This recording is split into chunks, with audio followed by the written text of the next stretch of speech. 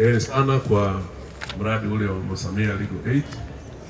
Umerahisisha sana mambo, umefungua maendeleo, sababu ukitaka kuhakikisha kwamba maendeleo yanakuwepo lazima uondoe migogoro.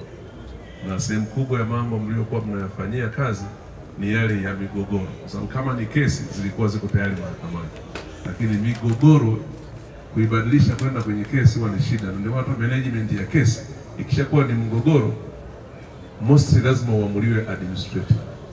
Kwa hiyo kazi hiyo mmeifanya vizuri na kweli mmetusaidia, mmesaidia serikali, lakini mmemsaidia Mheshimiwa Rais katika kuhakikisha kwamba taifa linakuwa na watu wenye upendo, watu wenye amani, na migogoro ni sehemu ambayo inaleta chuki, risasi na kuumizana. Kwa hiyo niwaombe tu endelezeni jambo hilo, na kusema kweli limesaidia sana kupunguza gharama na kufanya familia zipate maendeleo na utulivu. Hongereni sana. Asante. Wizara ya Katiba na Sheria inatekeleza majukumu mbalimbali, lakini moja majukumu hayo ni utoaji wa msaada wa kisheria.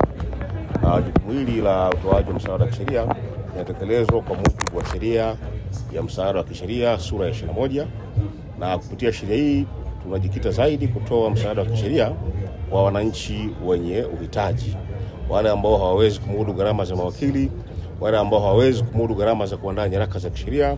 Kwa kupitia kampeni hii tunaandaa nyaraka na kuhakikisha kwamba kila mwananchi anapata haki yake kwa wakati.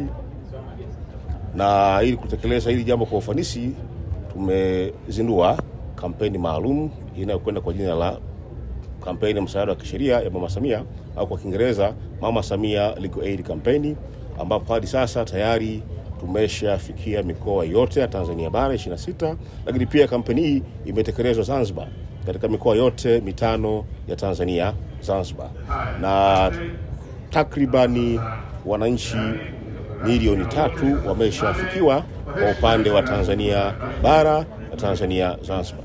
Hii ni awamu ya kwanza ya utekelezaji wa kampeni, na bado kwa kuwa utoaji wa haki ni jambo endelevu, kampeni hii itaendelea kutekelezwa tena katika ile mikoa ambayo tayari tumepita, ili kuimarisha zaidi utoaji wa huduma ya msaada wa kisheria na kuhakikisha kila mwananchi anapata haki yake kwa wakati.